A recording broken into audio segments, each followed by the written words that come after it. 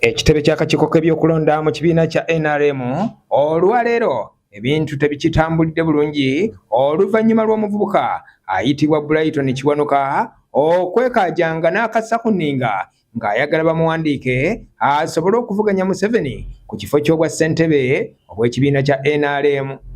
Naye munaaye ndi wano nkonkomadde ne miliyoni gange 2 ne CV yange ne buli kintu njagala ansa.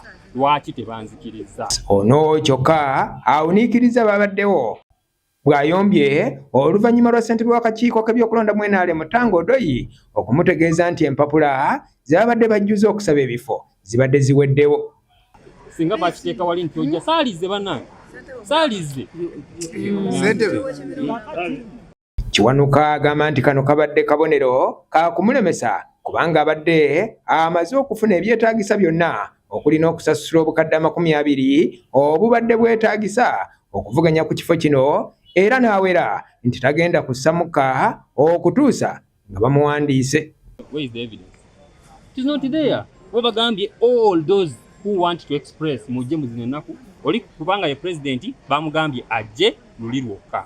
Nenzikiriza nange nengamba ku Monday nja kulumba. Tango Odoyi ono amuwadde lunaku lwa nkya ng'afunye empapula kwanajjuza ebimukwatako olwo naye bamukkirize okuvuganya ku bwa ssentebe bw'ekibiina kya NRM obw'eggwanga lyonna.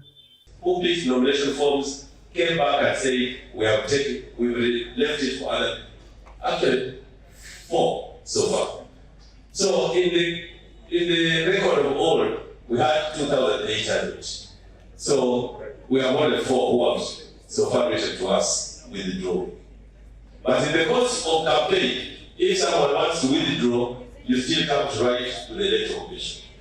The payment of 3 million non-refundable. Whether you withdraw now or withdraw tomorrow, the money is non-refundable.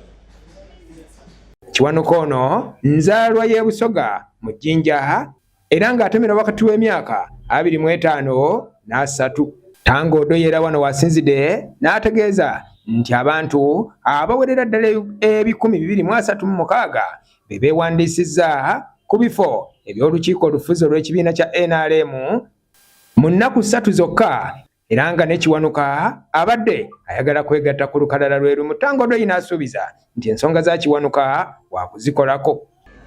Nomination of SEC members will continue up to 4th July 2025. The last day for His Excellency will be reserved for him to avoid congestion, to avoid other infiltrations. It's not easy. What you want, It's something which I'm expecting. Sometimes it excites us. But now, I've worked a lot for my people. There are those things I've got from government service delivery, hospitals, schools. Kuwangula akalulu kano nga tuyita mu busobozi bw'abantu, nga tuyita mu maanyi g'abantu, nga tuyita mu byebyo byonna ebyalemwa buli abadde yeemulugunya. Ng'amattu akutte mu kalulu k'abavubuka obakoledde ki?